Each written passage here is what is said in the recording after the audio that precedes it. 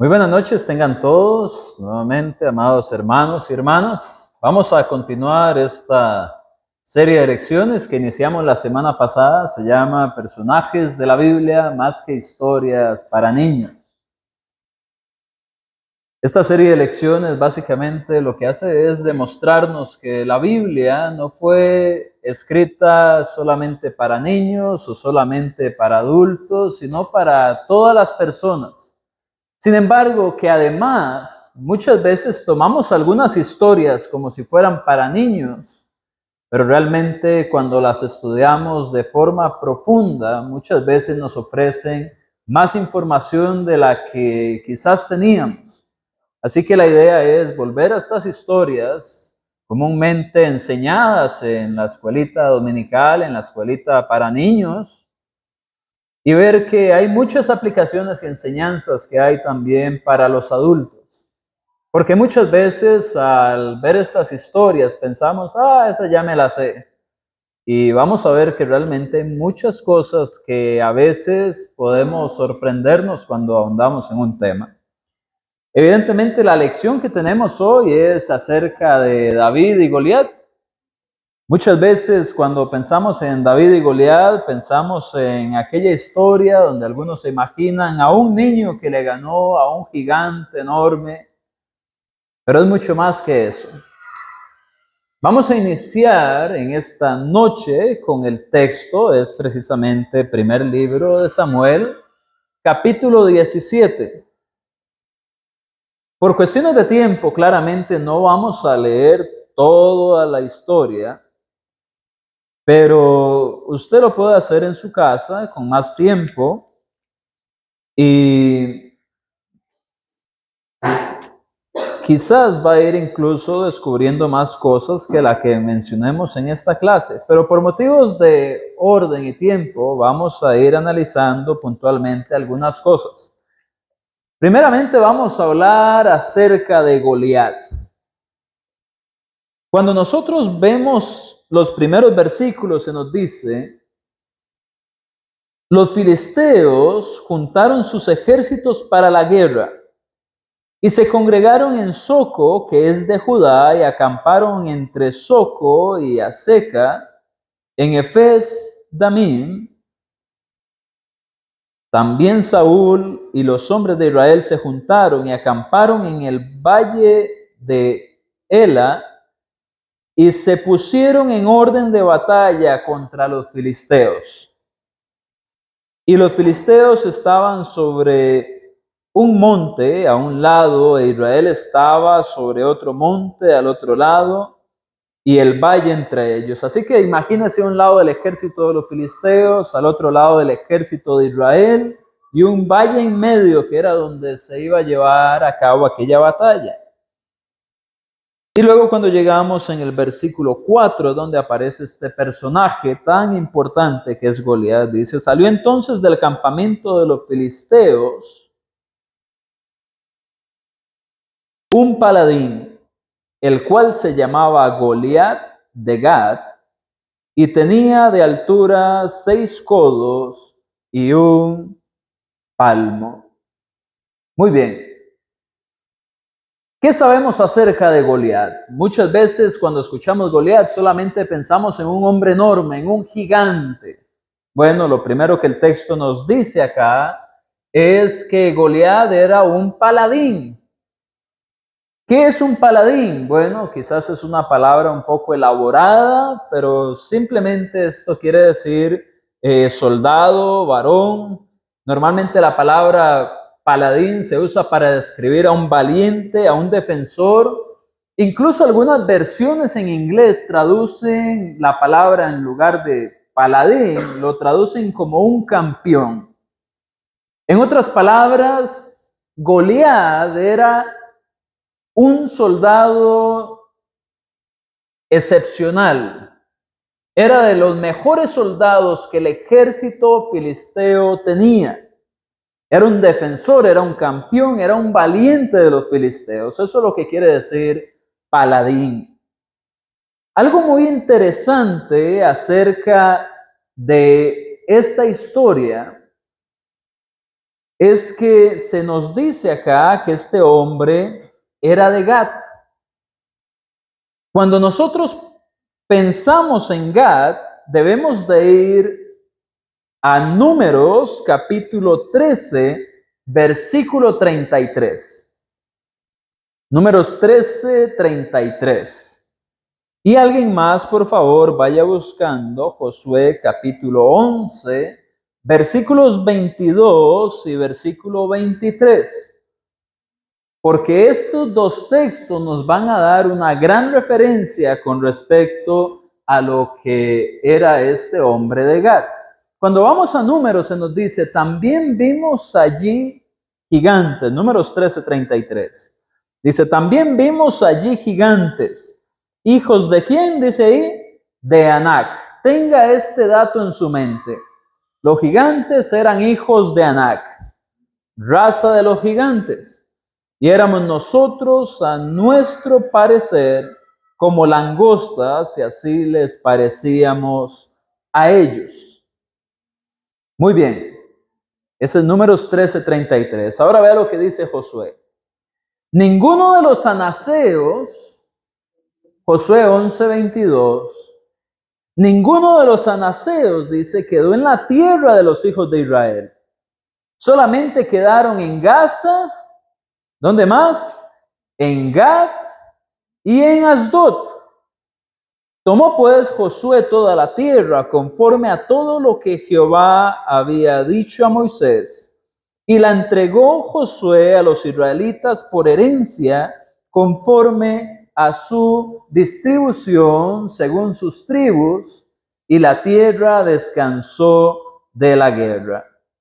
Aquí hay dos cosas muy interesantes. Porque tenemos un dato que se nos da en Números, el cual es acerca de antes de la conquista de Canaán, y se nos da también el dato en el libro de Josué de lo que sucede después de la conquista de Canaán. Cuando vemos en Números 13 se nos habla que los gigantes, que los hijos de Anac eran enormes.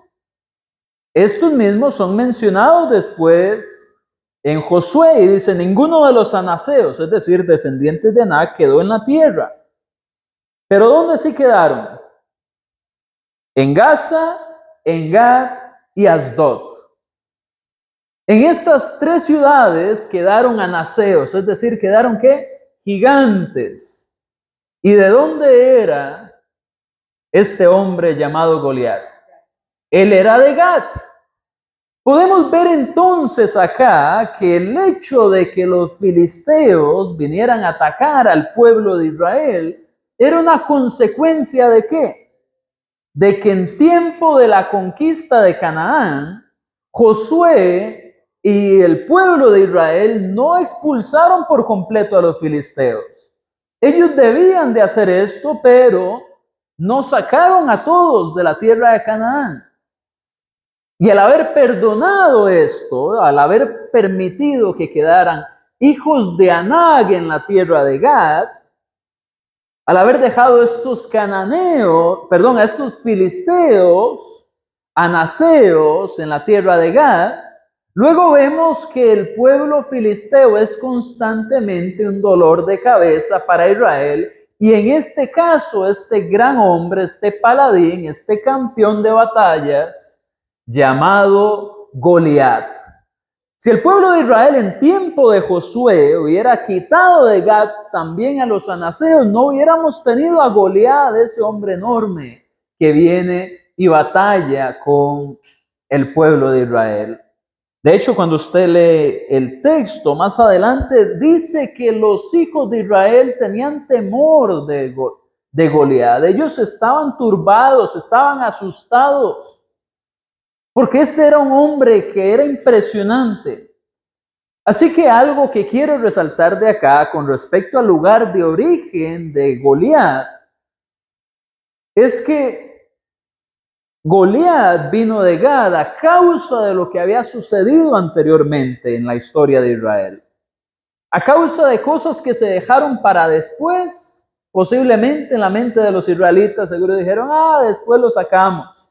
O bueno, ya es menos, ya conquistamos todo esto, teníamos que conquistar todo, pero dejemos gente ahí en Gad, no importa, ya tenemos suficientes batallas, no sabemos cuál era exactamente el pensamiento de ellos, pero vean cómo haber dejado filisteos en Gad vino a traer una consecuencia para después.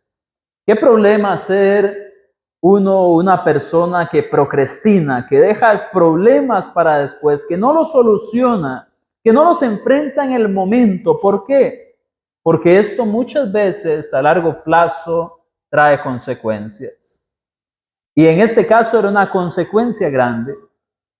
Así que veamos cómo este pequeño dato del origen de Goliat nos viene a traer esta gran enseñanza. Pocas veces pensamos en, bueno, él era de Gad, ¿y qué importa? No, sí hay importancia.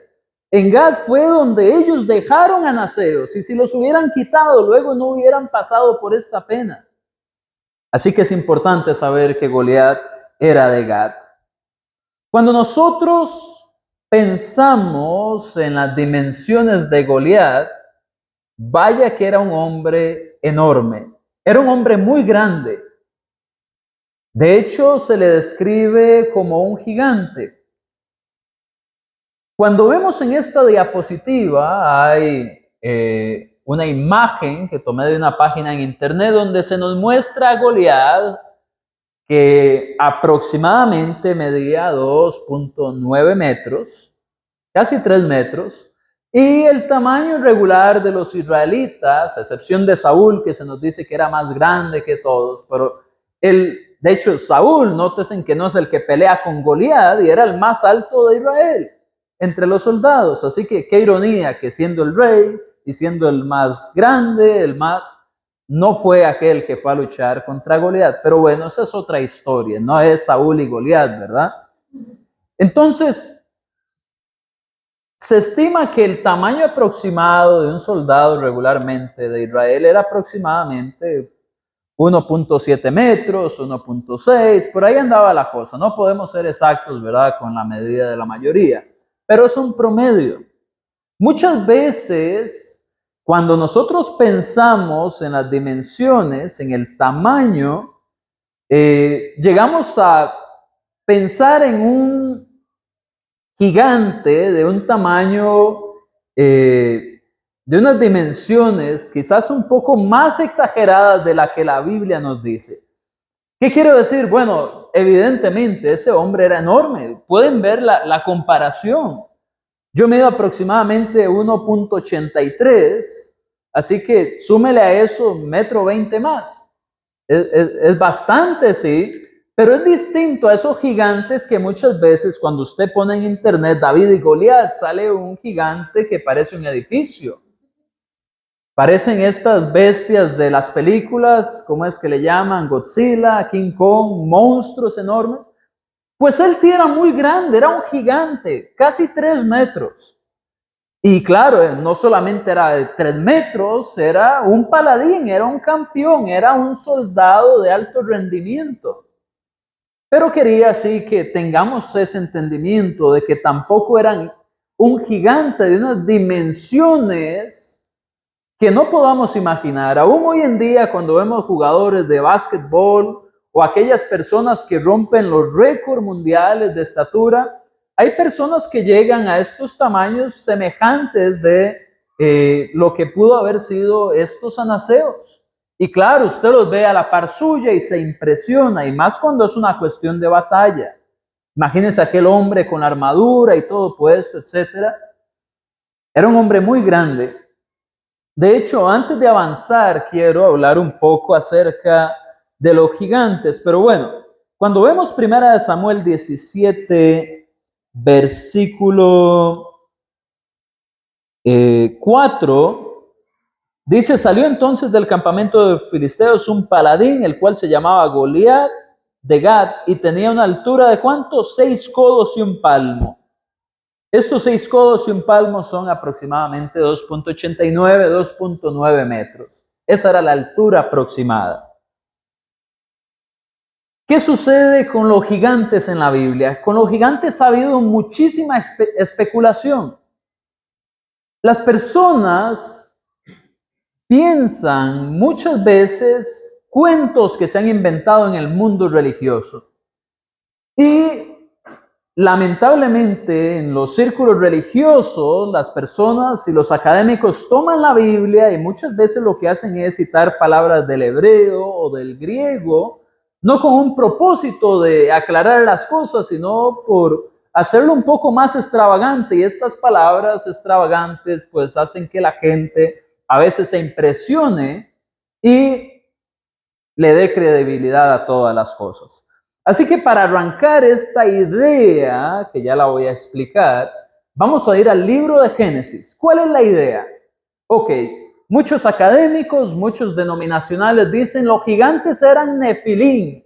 Y donde uno oye Nefilim, que es una palabra que nunca usa, se impresiona. Bueno, Nefilim es simplemente la palabra en hebreo para gigante. Eso es todo.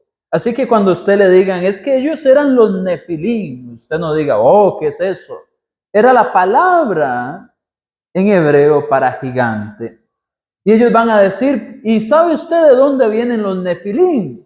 Los Nefilim vienen porque los ángeles de Dios se casaron y tuvieron relaciones con las mujeres de la tierra y entonces surgieron gigantes. Y por eso luego Dios tuvo que destruir la tierra con el diluvio. Entonces mezclan verdades y mentiras y confunden a las personas.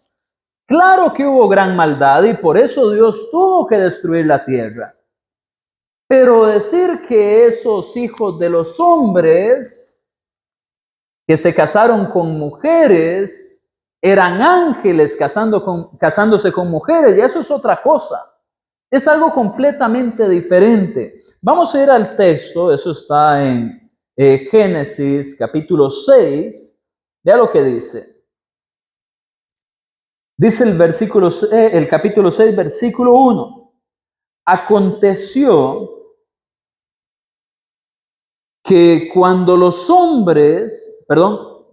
que cuando comenzaron los hombres a multiplicarse sobre la faz de la tierra y les nacieron hijas, que viendo los hijos de Dios que las hijas de los hombres eran hermosas, tomaron para sí mujeres, escogiendo entre todas. Entonces ellos van a decir, ok, de estos ángeles, de estos seres celestiales que vinieron a la tierra y se acostaron con mujeres, es de donde vienen los gigantes. Y luego le van a decir, vaya por favor conmigo al versículo 4. Dice, había gigantes en la tierra en aquellos días y también después que se llegaron los hijos de Dios a las hijas de los hombres y les engendraron hijos. Estos fueron los valientes desde la antigüedad que fueron varones, dice, de renombre.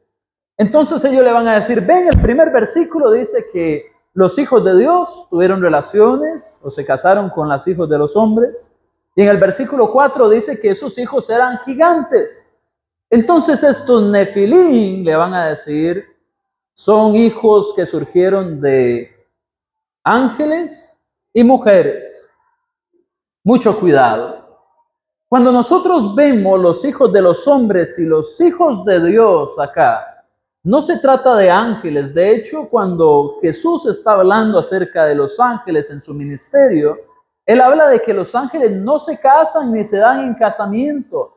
Esto es cuando le preguntan a Jesús acerca de aquella mujer que se casó con 7 maridos diferentes. Y esa es la respuesta de Jesús. Así que no podían haber sido ángeles porque los ángeles no se casan y no se dan en casamiento. Además, para que se dé la reproducción humana se ocupa una simiente humana y los ángeles son seres espirituales. ¿Quiénes eran los hijos de Dios? Los hijos de Dios eran posiblemente los descendientes de Set, aquel hijo de Adán y Eva, que iba a traer un buen comportamiento moral, un comportamiento ejemplar de acuerdo a los estándares de Dios. Y los hijos de los hombres eran posiblemente los hijos de Caín u otro que representan una generación depravada que se mantuvo en el pecado. Recuerde lo que hizo Caín, mató a su hermano Abel.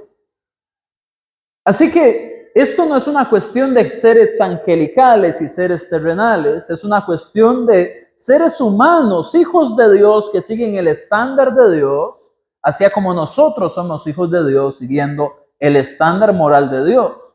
Hijos de los hombres que seguían el estándar de los hombres, la parte carnal, la parte humana.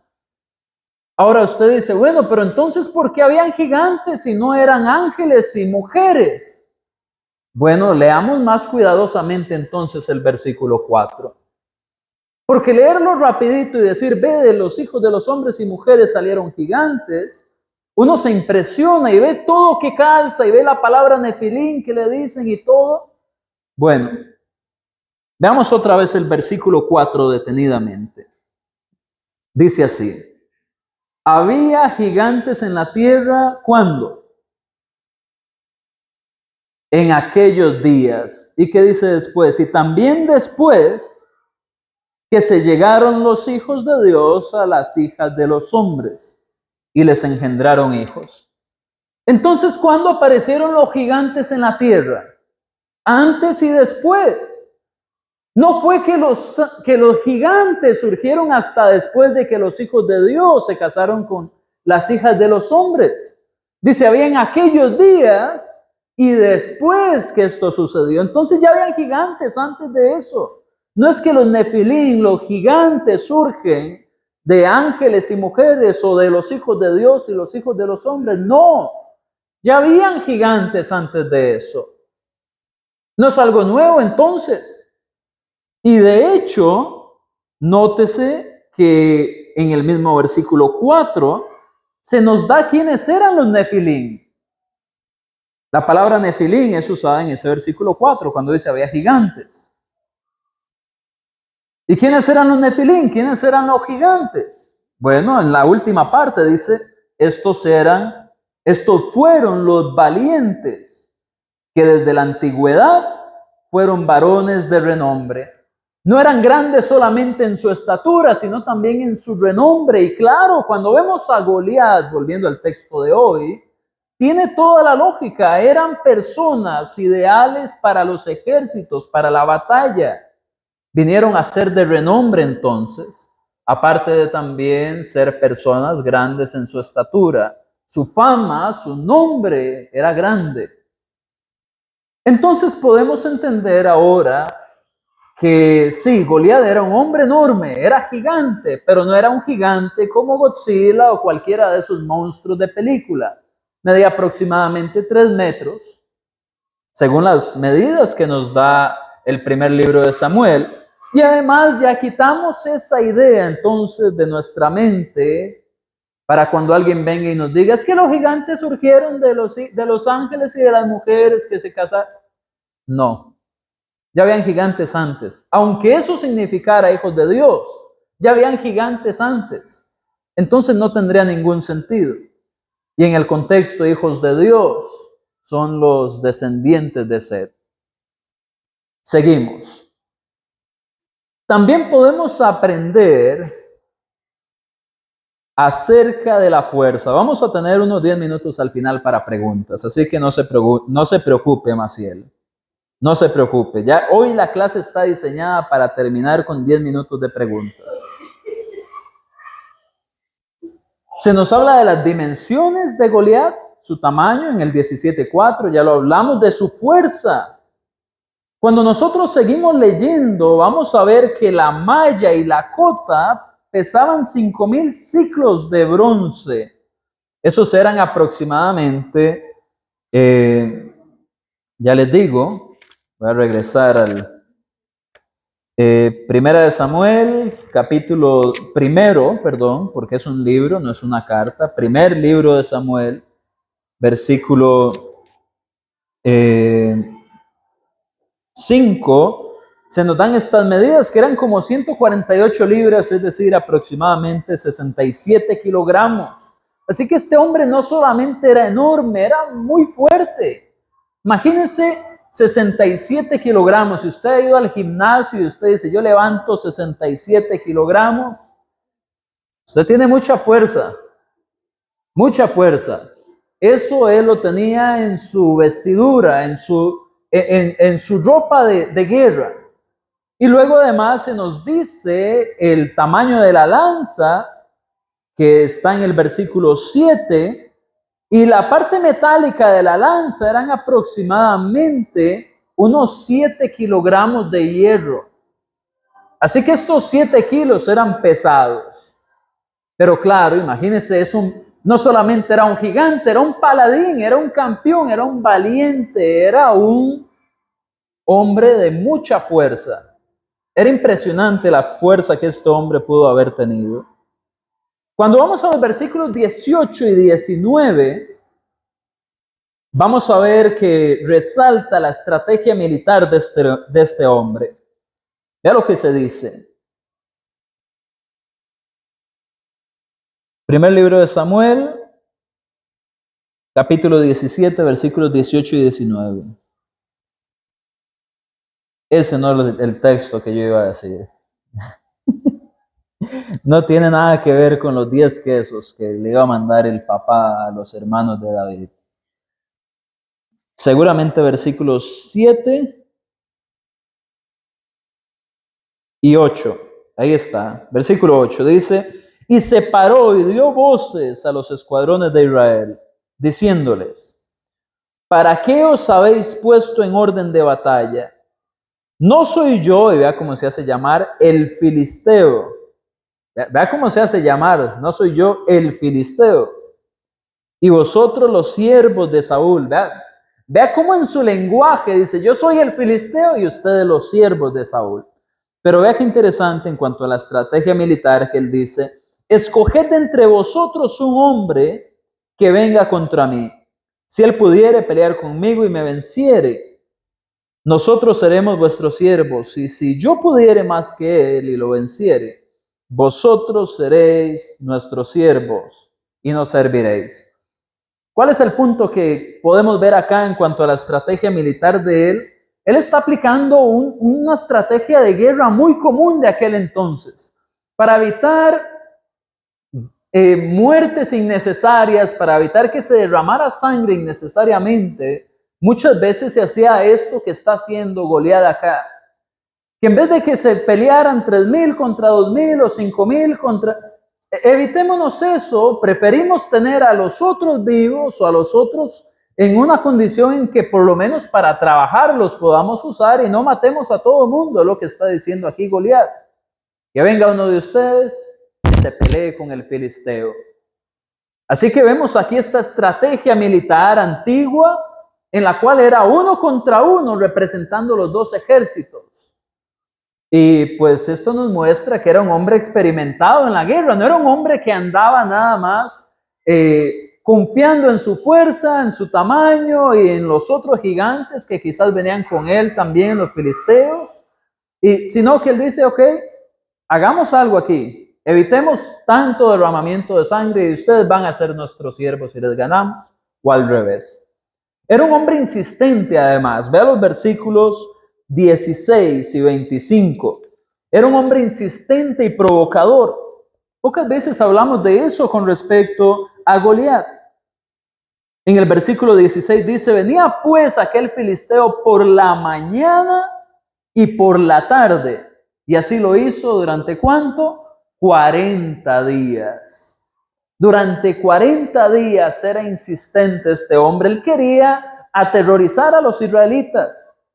En la mañana y en la tarde venía a decir, ok, ¿cuál es el soldado que va a pelear conmigo?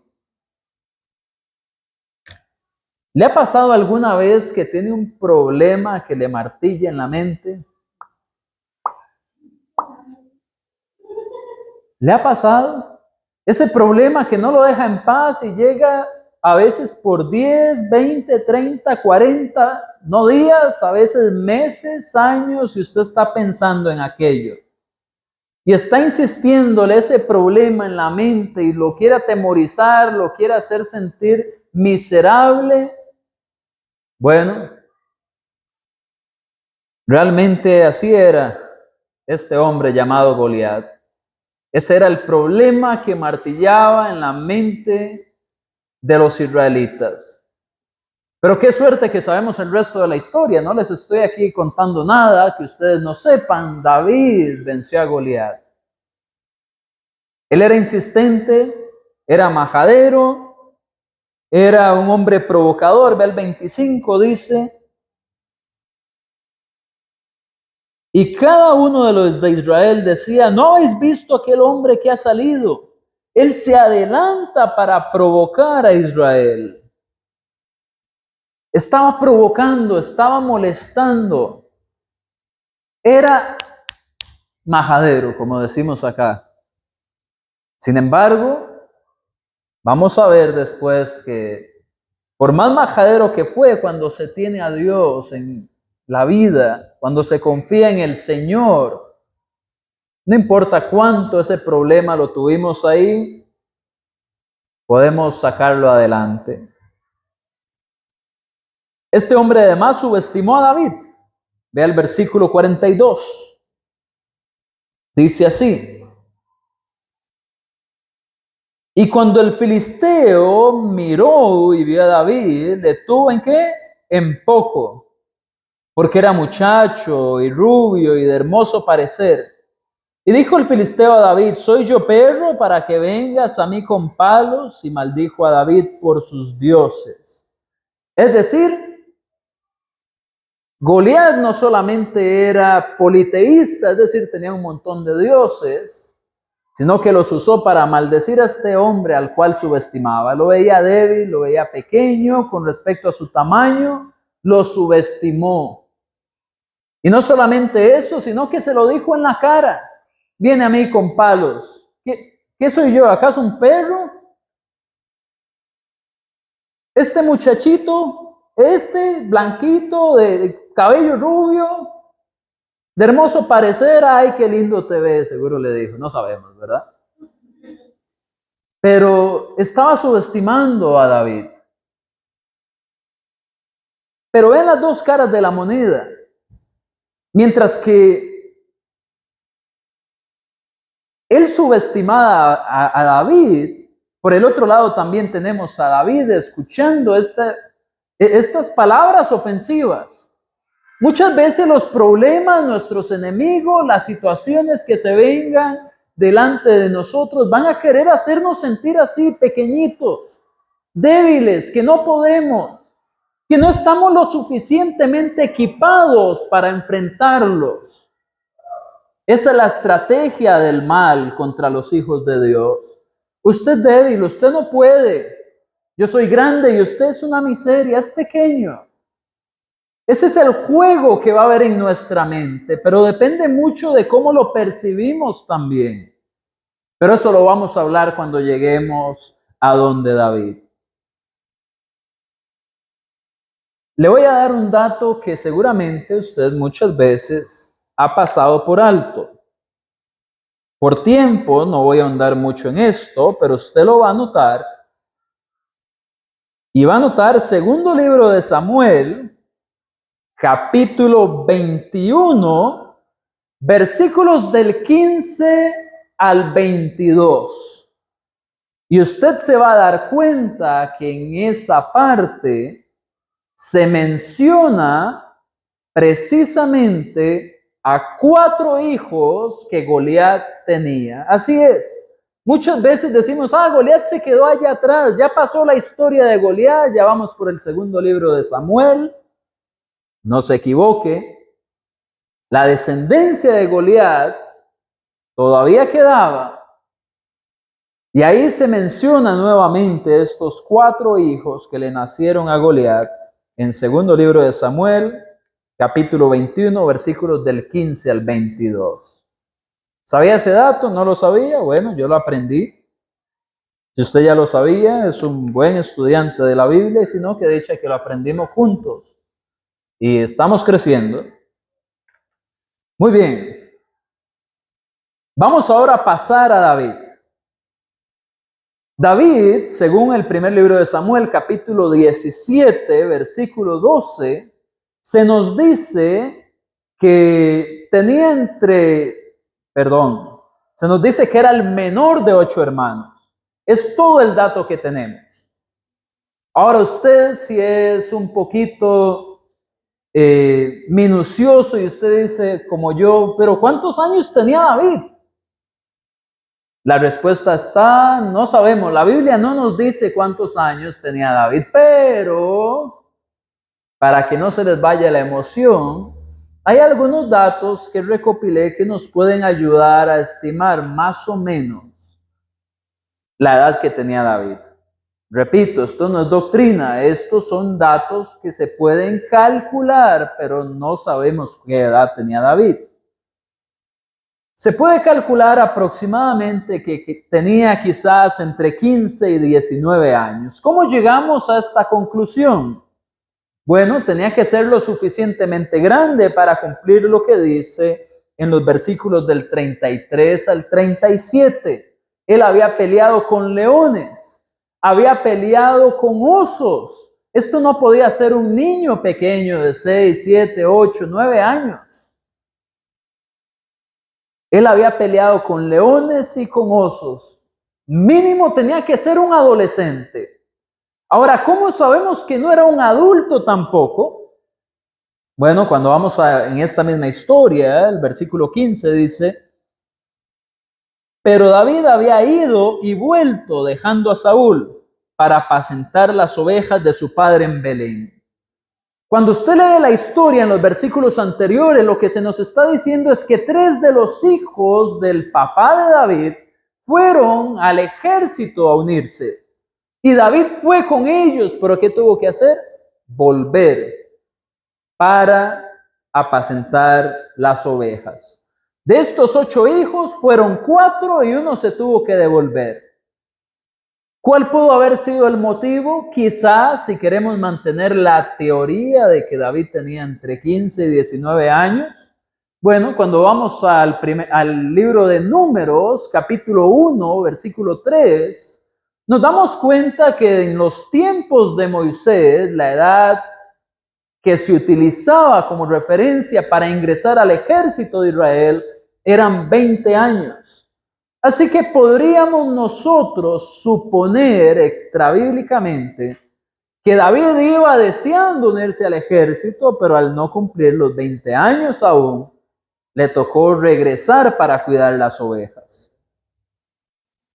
Y además, cuando vemos a Goliat hablando de David, le llama muchacho o joven, por lo cual tampoco podemos suponer que era un adulto. Así que por ese parámetro de datos, o por esos datos que le acabo de dar, podemos pensar que tenía entre 15 y 19 años. Era un joven, según como lo veía Goliat. No tenía posiblemente la edad para unirse al ejército, pero ya había peleado con leones y osos. Así que tenía que ser lo suficientemente grande y cierta habilidad para poder hacer eso. Muy bien.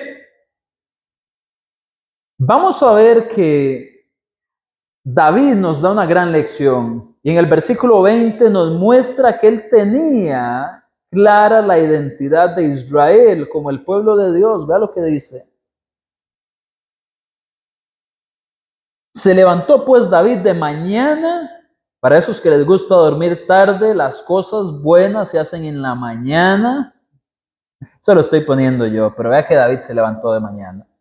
Se levantó pues David de mañana y dejando las ovejas al cuidado de un guarda, se fue con su carga como Isaí le había mandado y llegó al campamento cuando el ejército salía en orden de batalla y daba grito de combate. El papá de David lo había mandado a llevarle ciertos alimentos y a comprobar cómo estaban sus hermanos.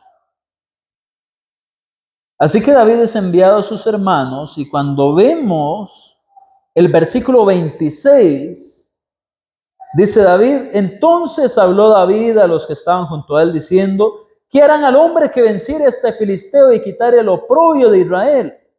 Porque ¿quién es este filisteo incircunciso para que provoque a los escuadrones de quién? De Saúl. No. los escuadrones del Dios viviente. Nótese que mientras muchos estaban luchando acá y estaban con temor, David es, como diríamos, enfuerzado o animado, porque él entiende de quién era ese ejército y a quién pertenecía. Él no había olvidado. A veces es fácil olvidar uno a dónde pertenece, pero él sabía que él pertenecía a un pueblo que no solamente era un pueblo con ejército, era el pueblo de Dios, y esos eran los escuadrones de Dios. No eran de Saúl, que estaba ahí con miedo, posiblemente también, sin saber qué hacer delante de Goliat. A veces tenemos que recordar quiénes somos. Es fácil decir, soy miembro de la iglesia de Cristo. Y a veces vienen los problemas y temblamos como Saúl, pero ¿quién es el dueño de esa iglesia? ¿Cuál cuerpo pertenezco? Al cuerpo de Cristo. Soy un hijo de Dios. Esta es la familia de Dios. Vamos para adelante con estas situaciones. Vamos enfrentando esto. A veces lo olvidamos. A veces pensamos que somos de la congregación nada más que se reúne en tal lugar. No, este es el pueblo de Dios, es la iglesia de Dios. Como aquel era el ejército, el escuadrón del Dios viviente. Pregunto, ¿es este Dios viviente todavía? Claro que sí. Y es el Dios que adoramos en este lugar. Vamos a ver que este hombre era un hombre con inteligencia emocional. Estoy hablando de David, así que digamos este muchacho. Este muchacho era un joven con inteligencia emocional. Pocas veces se puede decir de los jóvenes que tienen inteligencia emocional. Normalmente los jóvenes actúan por emoción. A veces los adultos lo hacemos también, sinceramente. Pero vamos a ver que cuando vamos al versículo 28 y 29, dice así: y oyéndole hablar, Eliab, su hermano mayor, con aquellos hombres, se encendió en ira contra David y dijo: ¿para qué has descendido acá? ¿Y a quién has dejado aquellas pocas ovejas en el desierto? Yo conozco tu soberbia y la malicia de tu corazón, que para ver la batalla has venido. Y David le respondió: ¿qué he hecho yo ahora? ¿No es esto mero hablar? Y apartándose de él, hacia otros preguntó de igual manera, y le dio el pueblo la misma respuesta de antes. ¿Qué pasó aquí? ¿Se puso David a retar a su hermano, a decirle: ¿por qué me humilla frente a todos? Venga y nos damos unos golpes. No. Él entendió que aquellas palabras hirientes de su hermano no eran gran cosa que merecieran tiempo. A veces ocupamos esa inteligencia emocional para saber de quién y cómo recibimos las palabras, incluso las acciones algunas veces. David no vino aquí para hablar, no vino David para estar entreteniéndose, como decía su hermano, y él sabía lo que él venía a hacer. Así que ¿para qué iba a perder tiempo discutiendo algo que él sabía que no era así? Hay que seguir con lo que sí importa. Necesitamos inteligencia emocional como la de este joven. Qué lección tan grande.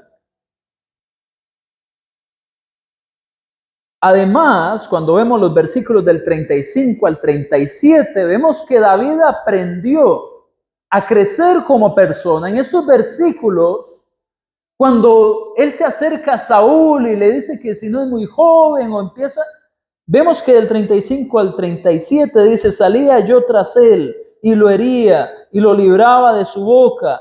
Y si se levantaba contra mí, yo le echaba mano de la quijada y le hería y lo mataba. Fuese león, fuese oso, tu siervo lo mataba. Y este filisteo incircunciso será como uno de ellos, porque ha provocado, y dice nuevamente, al ejército del Dios viviente. ¿Qué estaba haciendo David? Estaba viendo en retrospectiva, y estaba recordando ya dificultades del pasado y las estaba asociando a su presente, que al final es el periodo de nuestra vida que más importa.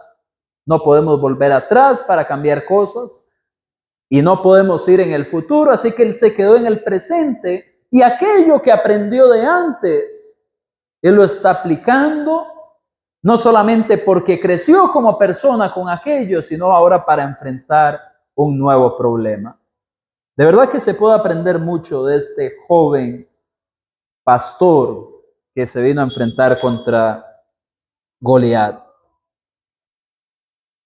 David sabía que su sobrevivencia no se debía ni a sí mismo ni a la casualidad. Ve el versículo 27. Él viene y dice,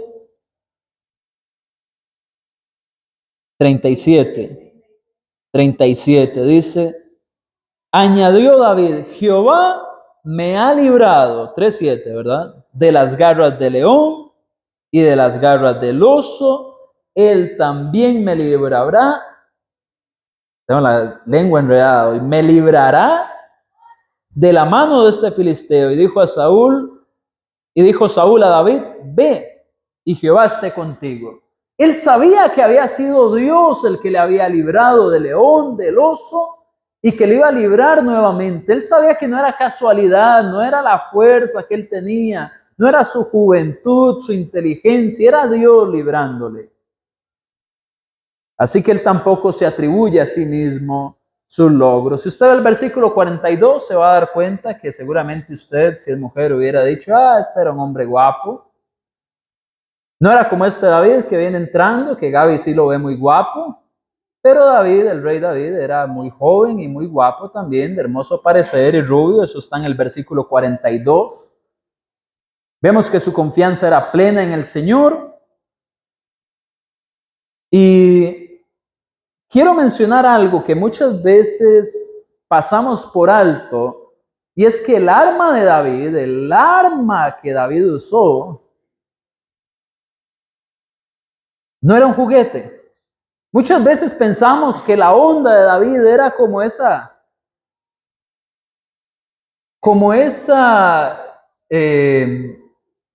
linga, ¿verdad? O esa resortera, le llaman algunos, para bajar frutas o a veces cazar animales pequeños. No, era un arma de guerra. La onda, no el onda de David, sino la onda de David, el de la Biblia. La onda de David era un arma de guerra. ¿Quiere comprobarlo? Vaya al segundo libro de Crónicas, capítulo 26, versículo 14. Y va a ver cómo entre las armas del ejército se mencionan ondas. A veces piensan que David, un chiquito, vino con una resortera y mató a Goliat. No. David vino, sí, era joven, no tenía mucha experiencia militar, pero esa onda era un arma, no era un juguete. ¿Qué dice el segundo libro de Crónicas 26:14? ¿Alguien que lo tenga? Les voy a ganar.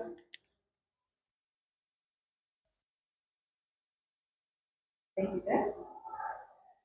14.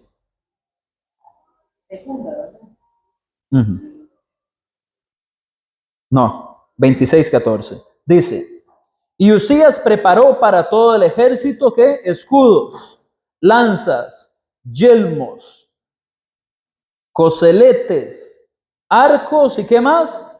Y ondas para tirar piedras. Así que esto no era un juguetito que andaba David, era un arma que se usaba en los ejércitos regularmente. Ahora, la pregunta del día, ¿cómo murió David? Versículo 50, vea lo que dice.